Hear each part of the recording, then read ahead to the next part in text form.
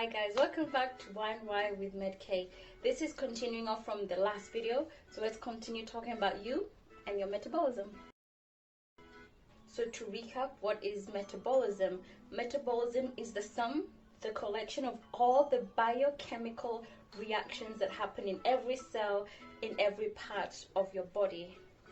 In short, we are walking chemical reactions. Talked about BMR, which is the basal metabolic rate. So this is the minimum amount of energy that we need just to stay alive, just for you to think, to breathe, to talk, to digest your food, to do all these different things that we have no control over.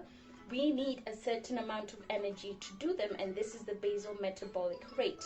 So about 65 to 80% of the metabolic system goes towards helping you stay alive. About 10 to 30% goes towards helping us move and exercise, because when you're moving and you're exercising, you expend a lot of energy. And about 10% of it goes towards digestion. This is because anytime you eat something, just by chewing and swallowing, and when it goes to your stomach and your stomach has to churn the food, you have to produce acid and the digestive enzymes. Your pancreas has to produce things, your liver has to produce things, your intestines have to absorb and break down all these different things. All of that requires a lot of energy, and that's provided by the metabolic system. So as you can see, the majority of the metabolic system, the work the metabolic system does, we have no control over.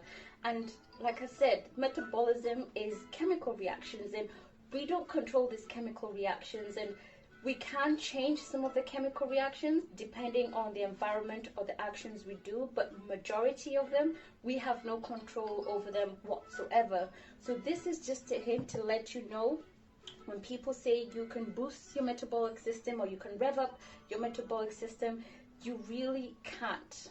Because the part of our metabolic system we have some control over is only a small part of it in general. So the question is, can you have a faster metabolic system and can you have a slower metabolic system? Yes, some people tend to have a faster metabolic system when compared to others, but the reasons for this, most of them are not in our control. So one of the things that give people a faster metabolic system than others is sex. Men have a faster metabolic system than women. This means they require a lot more energy to upkeep their body than women do, and this is because men tend to be bigger. So you need more energy to upkeep a bigger body. And the second part is muscles. Muscles help us move and exercise, and they're everywhere in lots of different systems in our body.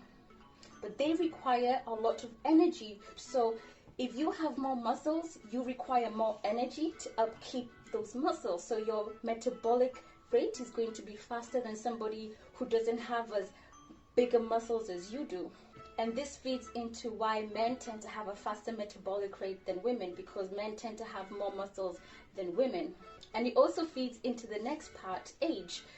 The older you are, the slower your metabolic rate becomes, because you end up losing more muscle as you get older. And also when you're younger, you're doing a lot of growing and developing, and all of this requires energy. So your metabolic system is going to be working harder to produce this energy and to help you grow. And we also end up seeing this during puberty. When we have our last growth spurt, we end up growing a lot taller and our bodies end up changing, and all of this requires energy. And this is why our metabolic system, our metabolic rate is a lot higher when we're younger than when we're older, because we're not growing and we're not changing as much when we become older. Also, people who are bigger, people who tend to be more overweight than other people, have a faster metabolic rate than people who are skinnier, because it takes more energy to upkeep a bigger body. So this kind of goes against what we might have learned before about metabolism, that people who are bigger have a slower metabolic rate, and that's why they keep adding weight. Actually, it's the opposite. The bigger you are, the more energy you need to upkeep your body, so you end up having a higher metabolic rate. And something else I've seen in the hospitals is when people have severe injuries, or people who are really sick, or if you've had major surgeries, we end up putting them on high protein and high calorie diets. They need to eat a lot more than the average person because your body is healing. It takes a lot of work to get your body to get rid of whatever injury has happened, whatever's wrong, and to heal you and get you back to normal. All of this requires energies. So yes, different people tend to have different metabolic rates than other people. But as I said, a lot of these things we have no control over. So metabolism is not about weight loss or weight gain. It's a lot bigger than that. But when it does come to weight loss and weight gain, it's about the energy you're putting in, which is the food that you put in, because food is energy. And if your body is able to use that energy, then it's not going to store it. And our body stores energy as fat. So it's about how much energy you put in and how much energy you utilize. So does this mean if you don't eat a lot of food and you're not putting a lot of calories in, then you're just going to automatically lose weight and boost your metabolism? No. If you end up starving your body or you don't give your body enough energy to do what it needs to do, your body's going to find that energy from somewhere else. And it will find it from different places like your fat, but it can end up finding that energy from protein, which comes from your muscles.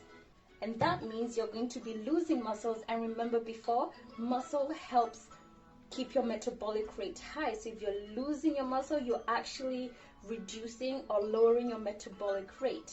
So you need to eat. You need to eat enough food and enough calories to give your body what it needs to stay functioning and stay healthy. And you need to move and expend some of that energy as well. But what tends to happen is we take in more calories than we need and we don't end up using that energy, so our body stores it. So is there anything we can do to try and increase our metabolic rate? Yes, and it's the same thing you're going to be hearing from doctors and people who know about health. Eat well, rest well, drink water, exercise. By eating well, this means, again, something you've heard before, having a well-balanced diet.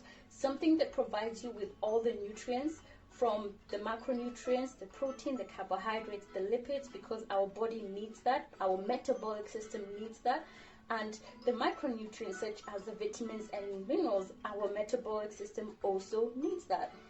Resting is vital for our health, for our mind, and yes, it does affect our metabolic system as well.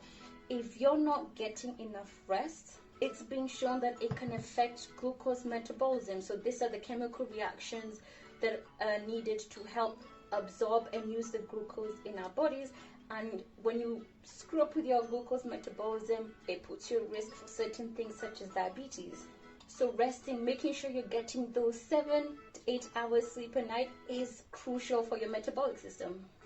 Drinking water is fundamental for many, many reasons. And yes, it also plays a part in your metabolic system because water, just like everything else, is a chemical, and different parts of water play different roles in different chemical reactions. And exercise. So exercise, anything that moves your body is always going to help you. But as I said before, the more muscle you have, the higher your metabolic rate is. So any exercise that builds muscle requires a lot of energy, and it uses this energy even when you stop exercising, because your body has to maintain the new muscle and build it. So you actually end up increasing your metabolic rate even after you exercise. So anything such as strength training or resistance training, and even HIIT workouts, anything that helps build muscle is going to help you in the long run.